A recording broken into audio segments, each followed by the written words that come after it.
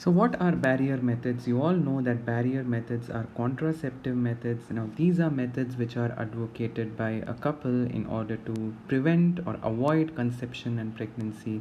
So, in this barrier methods, you know the principle behind the barrier method. It is to prevent the sperm and the egg from physically meeting each other.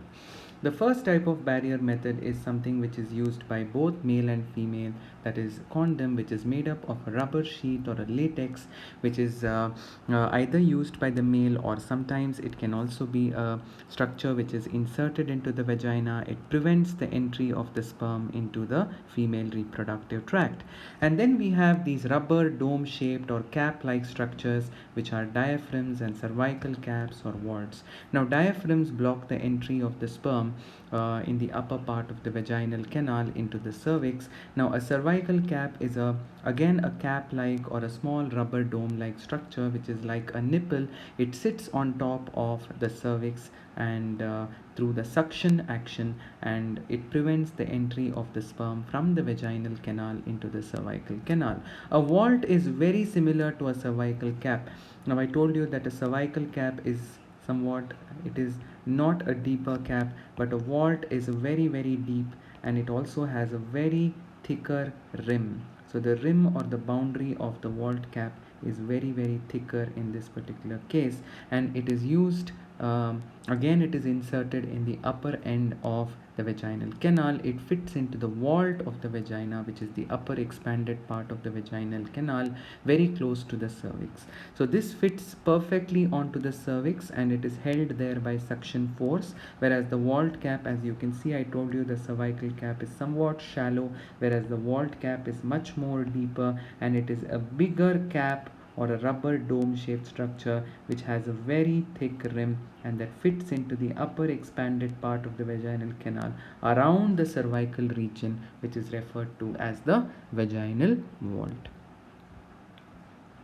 So then moving on to mechanical devices. Mechanical devices are inserted into the uterus, and they cannot be inserted by the female herself.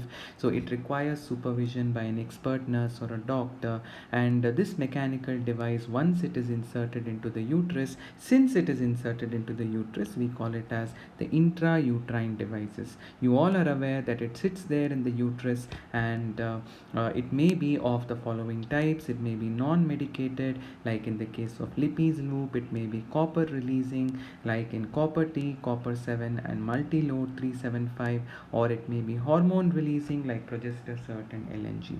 Basically, how do these intrauterine devices work? If you think of non-medicated, it irritates the lining of the uterus, it induces phagocytosis of the sperm. If you think of copper releasing, the copper that is released by this intrauterine device, it retards the sperm motility, and the fertilizing ability of the sperm is also retarded because of the copper ions that are released by the copper releasing IUD.